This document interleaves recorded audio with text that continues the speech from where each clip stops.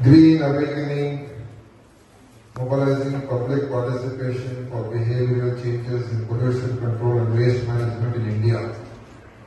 ಈ ಒಂದು ಹೆಸರಿನ ಅಡಿಯಲ್ಲಿ ಇವತ್ತು ಈ ಬಹಳ ಮುಖ್ಯವಾದಂಥ ವಿಷಯದ ಬಗ್ಗೆ ಪುಸ್ತಕವನ್ನು ಬರೆದಿರ್ತಕ್ಕಂಥ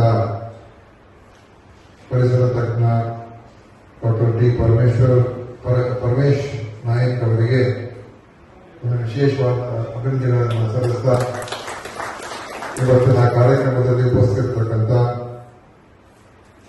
ಪುಸ್ತಕ ಕುರಿತು ಈಗಾಗಲೇ ವಿಷಯದ ಬಗ್ಗೆ ಮಾತಾಡಿರ್ತಕ್ಕಂಥ ಪ್ರೊಫೆಸರ್ MS ರೆಡ್ಡಿ ಅವರೇ ಹಾಗೂ ಈ ಸಭೆಯ ಅಧ್ಯಕ್ಷತೆಯನ್ನು ವಹಿಸಿರುವಂತಹ ಬಂಜಾರ ಸಂಸ್ಕೃತಿ ಮತ್ತು ಭಾಷಾ ಅಕಾಡೆಮಿಯ ಅಧ್ಯಕ್ಷರಾದಂತಹ ಡಾಕ್ಟರ್ ಗೋವಿಂದ ಸ್ವಾಮಿ ಅವರೇ ಹಾಗೂ ವೇದಿಕೆ ಮೇಲೆ ಆಸೀನರಾದಂತಹ ಮತ್ತೊಬ್ಬರು ಸನ್ಮಾನ್ಯ ಮಲ್ಲಪ್ಪ ಅಂಗಡಿಯವರೇ ಹಾಗೂ ನಮ್ಮ ಹಿರಿಯ ಪತ್ರಕರ್ತರು ಶ್ರೀ ಧರಣೇಶ್ ಬುಕಂಕೆರೆ ಅವರೇ ಹಾಗೂ ಬಂದಿರತಕ್ಕಂಥ ಎಲ್ಲ ಈ ಒಂದು ವಿಷಯದ ಬಗ್ಗೆ ಬಹಳಷ್ಟು ಆಸಕ್ತಿ ಇರ್ತಕ್ಕಂಥ ಎಲ್ಲ ಗಣ್ಯರೇ ಮತ್ತು ಎಲ್ಲ ಸಹೋದರ ಸಹೋದರಿ, ಇವತ್ತು ನಮ್ಮ ಪರಮೇಶ್ ನಾಯಕ್ ಅವರು ಈ ಪುಸ್ತಕವನ್ನು ಬರೆದು ಜನರಲ್ಲಿ ಹೆಚ್ಚಿನ ಜಾಗೃತಿಯನ್ನು ಮೂಡಿಸ್ತಕ್ಕಂಥದ್ದಕ್ಕೆ ಒಂದು ಪ್ರಯತ್ನವನ್ನ ಮಾಡಿದ್ದಾರೆ ಮತ್ತು ಹೇಗೆ ಪರಿಸರದ ಬಗ್ಗೆ, ಮಾಲಿನ್ಯದ ಬಗ್ಗೆ ಮತ್ತು ನಾವು ಇವತ್ತು ನಮ್ಮ ನಡವಳಿಕೆ, ನಮ್ಮ ನಡೆ, ನಮ್ಮ ಸ್ವಭಾವ ಇವೆಲ್ಲ ಇದರ ಮೇಲೆ ಯಾವ ರೀತಿಯಾಗಿ ಪರಿಣಾಮ ಬೀರುತ್ತೆ ಅಂತ ವಿಷಯದ ಬಗ್ಗೆ ಗಮನ ಸೆಳೆದು ಬರೆದಿದ್ದಾರೆ. ಅದರಿಂದ ಇದು ಅತ್ಯಂತ ಒಂದು ಮುಖ್ಯವಾದಂತಹ ಸಬ್ಜೆಕ್ಟ್.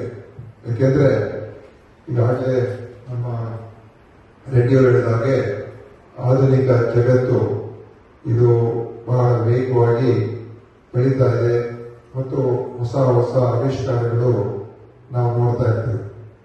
ಎಷ್ಟು ನಮ್ಮ ಸಮಾಜ ಮತ್ತು ನಮ್ಮ ಜನ ನಾವು ಈ ಪ್ರಗತಿಯನ್ನ, ಅಭಿವೃದ್ಧಿಯನ್ನು ಕಾಣ್ತಾ ಇದೀವೋ ಅಷ್ಟೇ ಪ್ರಮಾಣದಲ್ಲಿ ನಾವು ಪರಿಸರದ ಮೇಲೆ ಅದು ದುಷ್ಪರಿಣಾಮ ಬೀರ್ತಕ್ಕಂಥದ್ದು ಆಗ್ತದೆ.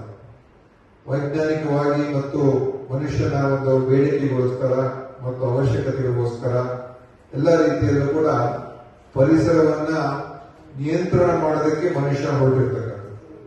ಅಂದ್ರೆ ಮತ್ತು ತನ್ನ ಒಂದು ಉಪಯೋಗಕ್ಕೋಸ್ಕರ ನೈಸರ್ಗಿಕ ಒಂದು ಸಂಪತ್ತನ್ನ ತನ್ನ ಒಂದು ಬೆಳವಣಿಗೆ ಮತ್ತು ಒಂದು ವೈಜ್ಞಾನಿಕ ಬೆಳವಣಿಗೆಗೆ ಅದು ಆ ಒಂದು ನೈಸರ್ಗಿಕ ಸಂಪತ್ತು ಮೇಲೆ ಅನೇಕ ರೀತಿಯಾಗಿ ದಾಳಿ ಮಾಡಿರ್ತಕ್ಕಂಥ ನಾವು ನೋಡ್ತಾ ಇದ್ದೀವಿ.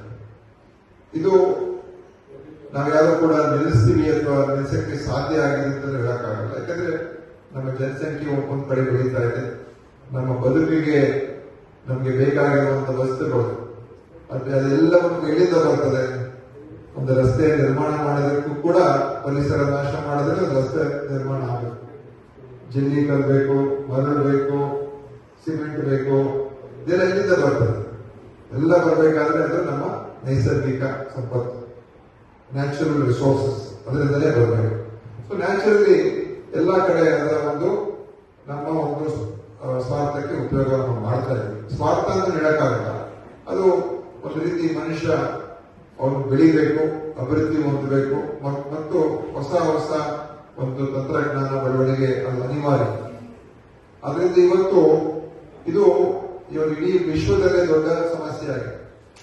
ಇವತ್ತು ನಾವೇನು ಹವಾಮಾನ ಒಂದು ನಿಯಂತ್ರಣ ಮಾಡ್ತಕ್ಕಂಥದ್ದು, ಅದರ ದುಷ್ಪರಿಣಾಮ ಏನು ಕ್ಲೈಮೇಟ್ ಏನಂತಂದ್ರೆ ಕ್ಲೈಮೇಟ್ ಚೇಂಜ್ ಇವತ್ತು ಅದಕ್ಕೆ ದೊಡ್ಡ ದೊಡ್ಡ ಕಾನ್ಫರೆನ್ಸ್ಗಳು, ದೊಡ್ಡ ದೊಡ್ಡ ಎಲ್ಲರೂ ಕೂಡ ಸೇರಿ ಹೇಗೆ ನಾವು ಒಂದು ಕಾರ್ಬನ್ ನ್ಯೂಟ್ರಲ್ ಸಮಾಜ ನಿರ್ಮಾಣ ಮಾಡಬಹುದು, ಹೇಗೆ ಪರಿಸರ ಮಾಲಿನ್ಯ ಕಮ್ಮಿ ಮಾಡಬಹುದು, ಡೆವಲಪ್ಮೆಂಟ್ ಜೊತೆ ಇದನ್ನ ಹೇಗೆ ನಾವು ಕಂಟ್ರೋಲ್ ಮಾಡಕ್ಕೆ ಸಾಧ್ಯ.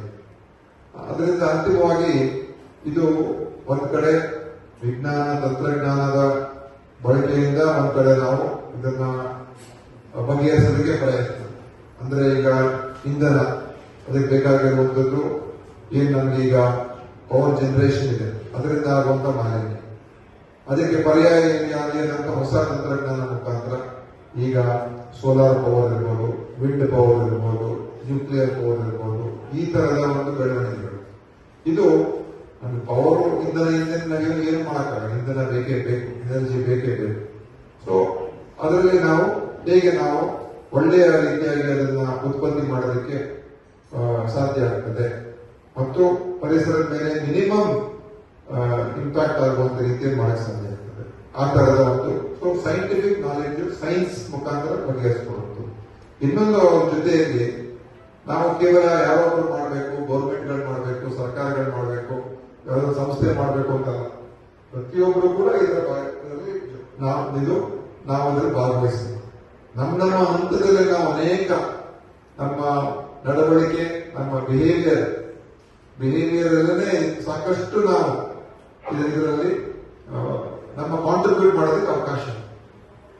ನಾವು ಎಷ್ಟು ತ್ಯಾಜ್ಯವನ್ನ ನಾವು ಉತ್ಪತ್ತಿ ಮಾಡ್ತೀವಿ, ಅದನ್ನ ಕಮ್ಮಿ ಮಾಡುವಂತ ಪ್ರಯತ್ನ, ಪುನರ್ಬಳಕೆ ಮಾಡುವಂತ ಪ್ರಯತ್ನ, ಅಥವಾ ಅನಾವಶ್ಯಕವಾಗಿ